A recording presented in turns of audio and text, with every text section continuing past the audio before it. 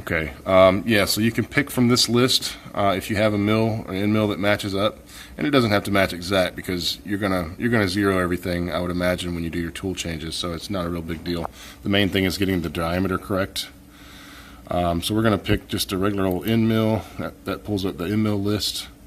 I'm gonna scroll up here. I'm looking at the diameters to see where the 1/4 inch diameter would come into play. As you can see, there's a pile of them in here. All right, so there we go. There's the 1/4 inch end mills. You got 4 flues, 2 flues, different length cutters. Doesn't really matter. I'm going to pick this 2 flue. That's what I would do it with. Right there. Bam. Okay. So now that you've picked the tool, you hit next. This is a big one for our machines because this is what it's, you know, the chip load is calculated as using these inches per minute. Now, I don't like to push my machine this hard. I don't need to push my machine this hard because I'm not in a production environment. So I typically will set this thing super low. For a 1/4 inch end mill like that, with my little machine, I'd probably run, I don't know, 6 to 8 inches per minute. So we'll do it at 6. Yeah, it's going to take forever. Well, not really forever, but it'll take a lot longer than a big machine would do. But I don't really care because I'm not worried about time at this point. 6 inches per minute, RPM. You know, if I was going to allow Mach 3 to control my spindle, I would set that to where I need it. But Mach 3 does not control my spindle. I control it separately. So I'm not even going to worry about changing the RPM.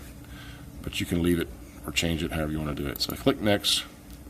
And that's it. You're going to do this particular job with a 1/4 inch end mill, 6 inches per minute, and the speed is blah, blah, blah. So click finish. All right, that one turned red. It's done. It's ready to be cut. Next, we're going to do the outline, okay? And this outline will be done exactly the same way, essentially. So you're going to go over to Features. I'm just going to run through it real fast. Features, you click Side, click Next. Now on this one, you want to do the outside. You want to machine the outside of this thing. Oops. We got to pick it first. I'm getting ahead of myself. So you pick that line, and then you go back and pick another line. You pick this line, and you pick the next line, and you pick the next line. Okay, so you got all 4 lines in there, and that is actually chaining them together. Okay, so all 4 lines basically are now chained together into one, what they call curve.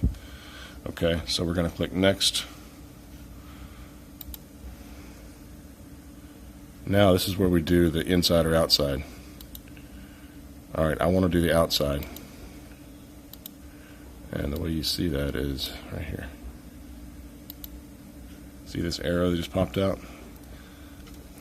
Yeah, you want to do the outside because your end mill is going to come in and do the outside as opposed to coming in here and doing this side, okay?